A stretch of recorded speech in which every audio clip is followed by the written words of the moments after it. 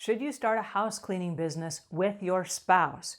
Yowzer, that's a fascinating question, and we're going to talk about that today. Hi there, I'm Angela Brown, and this is Ask a House Cleaner. This is a show where you get to ask a house cleaning question, and I get to help you find an answer. Now, today's show is brought to us by mycleaningconnection.com, and there's a community on there where you can jump online, you can become part of the community, and you can ask other cleaning business owners who are in business with their spouses how they make that work. So it's an excellent place for you to get those questions answered. It's a public forum, anyone can join. So it's mycleaningconnection.com/community.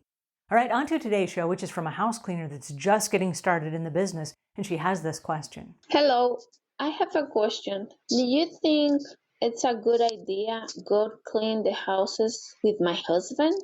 All right, I love this question, and my answer to you is no. If you're just getting started in the house cleaning business and you have to ask the question, should I start the business with my spouse? The answer is no. The reason being is marriage is really hard, even on a great day, right? It's a very challenging thing just to make the marriage work. Now, it's challenging to make a business work. And so if you're going to compound those two, you're asking for some trouble. Now, having said that, I need to preface this by saying there are a lot of teams of married couples that work together in the house cleaning business, and they do a fantastic job and they get along just fine. But if you are asking the question, my answer is no. Now, if you know that, hey, no matter what, my spouse and I, we're good, we have this figured out, we can do this, then you would not be asking this question, okay? Now, the reason I bring this up is when we get married, we're all smiles, we're in love, everything's charming, but we still sign a prenup. This is in the event that something goes awry, and we're not best friends one day, what happens and who gets what? And we make those agreements in love, right? Hey, we're in love. I'll give you everything. All right, well, the day comes when the divorce happens and the marriage busts apart, and you have to decide, what are you going to do now? Well, what you're going to do now is exactly what the prenup says. So if you're going to go into business with your spouse, you have to have a prenup. Now, it's called something else, but it's going to be an agreement, and it's going to be a break-apart agreement. If we have to bust this business apart at the seams at some point, and you get half of everything, how is that going to work? And then I want you to make those agreements when you are in love. And in love meaning being when the business is going good and when things are going well and you're just getting started and you're fired up for the business.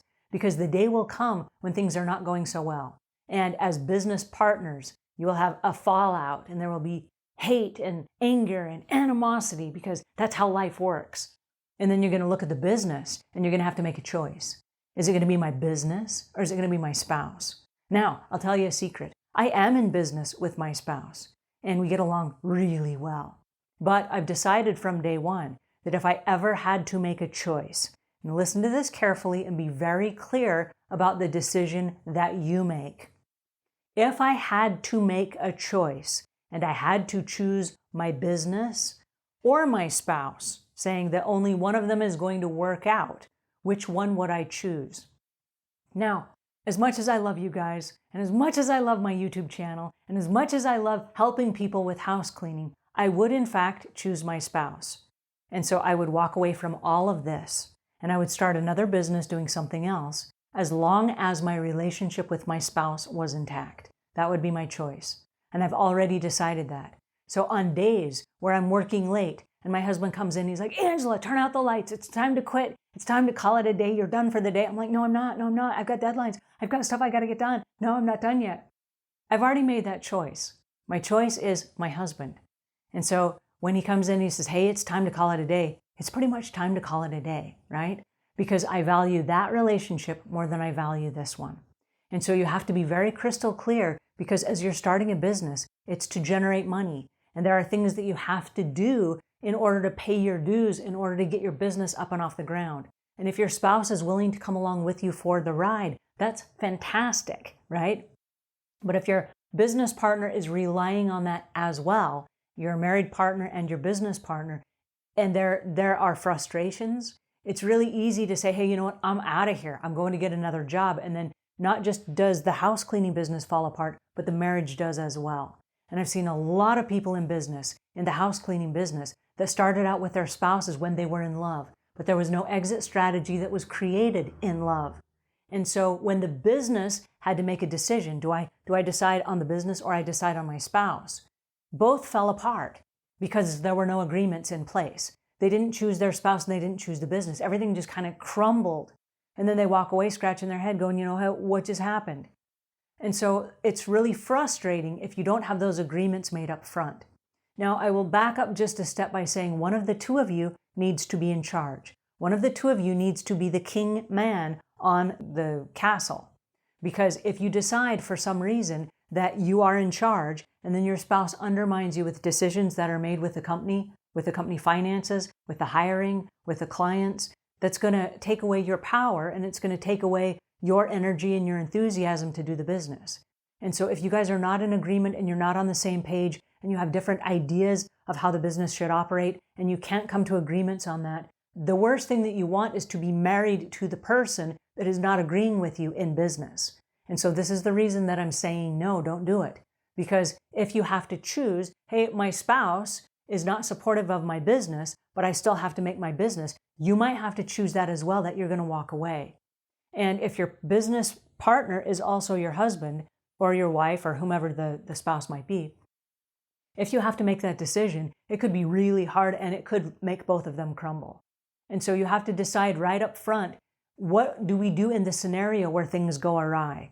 And you have to have a plan in place. And then when you make those decisions, you're making those decisions based off of your agreement made in love and not your emotions.